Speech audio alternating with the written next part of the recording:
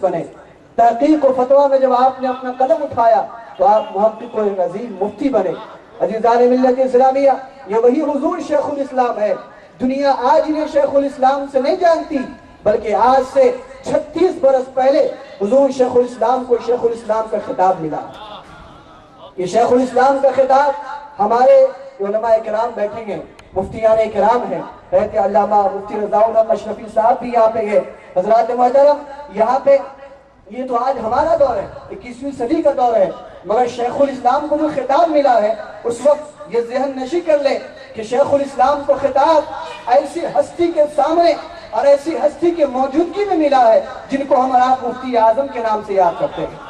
مفتی اعظم کی موجودگی میں اور آپ کے پیر و مرشد سرکار کلام سید مختار اشرف رحمت اللہ علیہ کی موجودگی میں برجستہ تمام علماء کرام کی اس مجلس میں شیخ الاسلام علامہ مدنی میاں کو شیخ الاسلام کے خطاب سے نوازا گیا. دوستو، یہ شیخ الاسلام کی جو خطاب ملا آپ کو، اس وقت آپ کی عمر 40 سے 41 سال کی. صرف 40 یا 41 سال کی عمر میں اسلام کا شیخ بننا، اور وہ چھوٹے علماء نہیں بلکہ اس وقت کے بڑے بڑے علماء کرام آپ کو شیخ الاسلام کہا کرتے تھے. تاریخ یہ گواہ ہے کہ سرکار کلا کے انتقال سے پہلے تک آخری دم تک سرکار کلا نے حضور شیخ الاسلام کو شیخ الاسلام کے نام سے پکارا. شیخ الاسلام کہتے تھے، اور یہ تاریخ بھی گواہ ہے اور یہ تاریخ بتانے والے بھی گواہ ہیں کہ سرکار کلام جو حضور شیخ الاسلام کی پیر و مرشد ہیں، آپ یہ فرمایا کرتے تھے کہ اگر خانوادہ کی چوچا میں، خانوادہ اشرفیہ میں اگر میرے بعد کوئی ہے تو وہ مدنی ہے. میرے بعد اگر کوئی ہے تو مدنی ہے.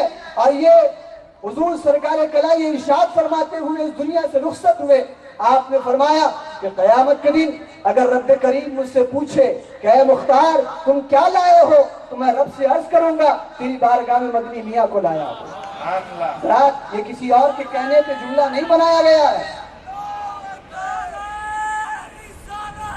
یہ کسی اور کے سنی سنائی باتوں پہ جملہ نہیں بنایا گیا. یہ جملے سرکار کلا کے، یہ جملے سیدنا مختار اشرف رحمت اللہ علیہ کے ہیں، جو اپنی زبان اقدس سے انہوں نے فرمایا. اس جملوں کو سننے والے آج بھی باحیات ہیں.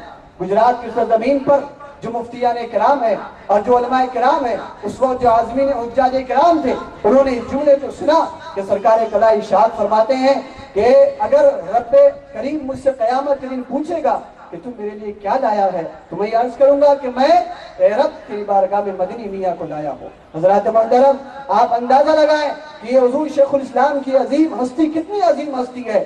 آپ کو بتاؤں کہ حضور شیخ الاسلام والمسلمین کی وہ عظیم ہستی، امام ابو یوسف کا نام کوئی نہیں جانتا. امام اعظم ابو حنیفہ کے شاگرد، عظیم شاگرد امام ابو یوسف، علماء کرام، مفتیان کرام، نعرہ تکبیر، نعرہ رسالت، حضرت علامہ مولانا نثار احمد مصباحی صاحب قبلہ. حضرات، میں آپ کا وقت زیادہ نہیں لوں گا.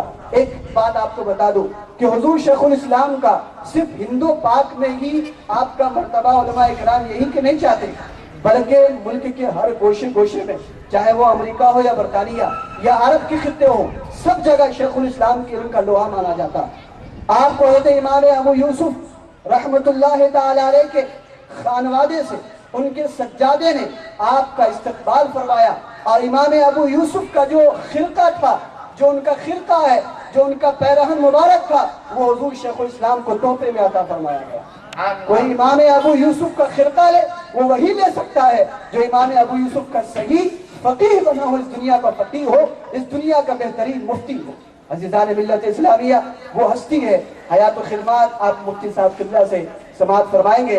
میں زیادہ وقت نہ لیتے ہوئے ایک اور، آپ کو مجھے معلوم ہے کہ آپ تمامی حضرات مقرر خصوصی کا خطاب سننے کے لیے آئے ہوئے ہیں، مگر 10 منٹ اور جس میں شرعی مسائل کے اعتبار سے آپ تمامی حضرات، جیسا کہ آج کے جدید مسائل اور جدید ٹیکنالوجی، جدید انٹرنیٹ کا دور ہے، اس لحاظ سے یاد رکھیے ہمیں صرف فضائل و کمال تک ہی محدود نہیں رہنا، بلکہ ہمارے اندر علم و عمل کا ذوق و شوق بھی پیدا کرنا. لہٰذا اسی تعلق سے چند شرعی مسائل جو آج کے موجودہ اعتبار سے بہت سارے لوگوں کے ذہن میں ہے، چند لوگوں کے ذہن میں نہیں ہے، وہ پوچھنا چاہتے ہیں، لہٰذا چند جو ہے یہ کسی نے پوچھا تو نہیں ہے، مگر مدنی فاؤنڈیشن کے ایک اغراض و مقاصد میں سے ایک مقصد یہ بھی ہے کہ لوگوں تک جدید مسائل پہنچائے جائے اور لوگوں کو علم کا ذوق و شوق دلایا جائے، لہذا یہ چند شرعی مسائل مفتیان کرام علماء کرام کی موجودگی میں انہی کے حوالے سے میں یہ آپ تک پہنچانے جا رہا ہوں، لہذا اقوام اعزاز سے گزارش ہے کہ ان مسائل کو بغور سماعت فرمائیں۔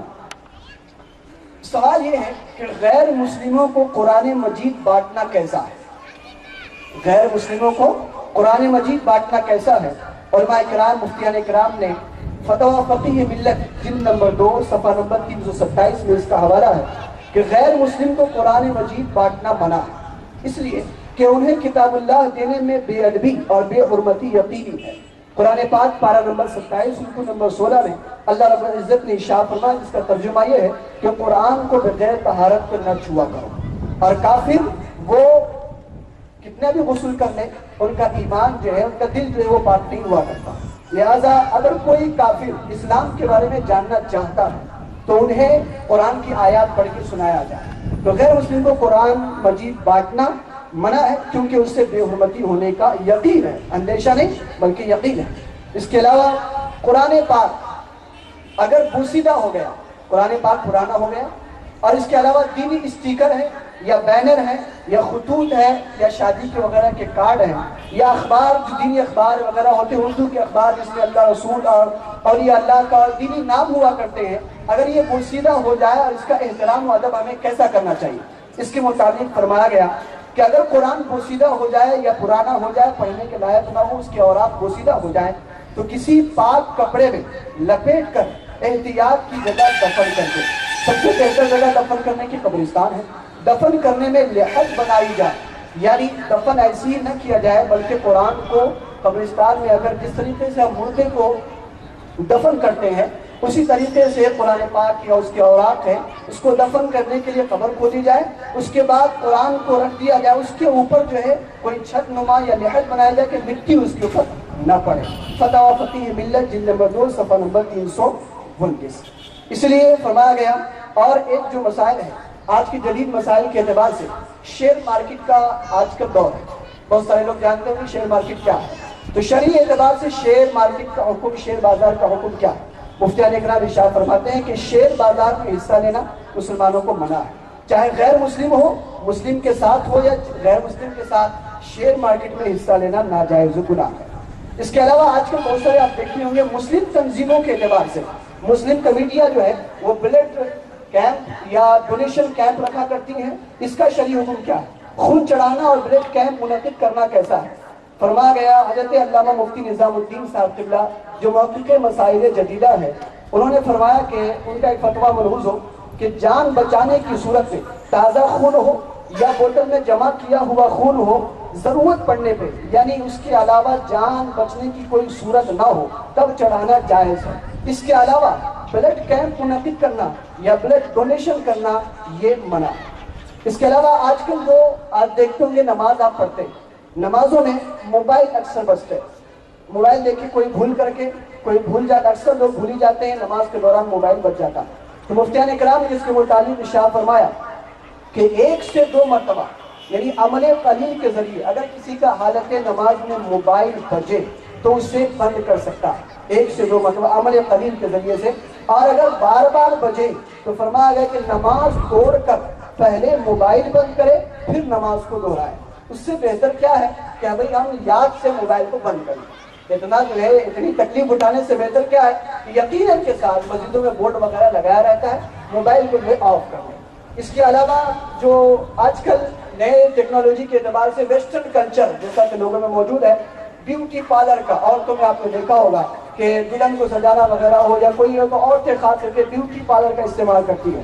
تو حضرت علامہ مفتی نظام الدین صاحب قبلہ ارشاد فرماتے ہیں اس فتوے کے تحت کہ بیوٹی پارلر میں عورت کا زیب و زینت کروانا یہ منع ہے، چاہے اجنبی مرد سے کرائے یا اجنبی عورت سے۔ اجنبی مرد سے تو یہ تو حرام و گناہی ہے، اجنبی عورت سے بھی کوئی عورت بیوٹی پارلر جا کے نہیں کروا سکتی۔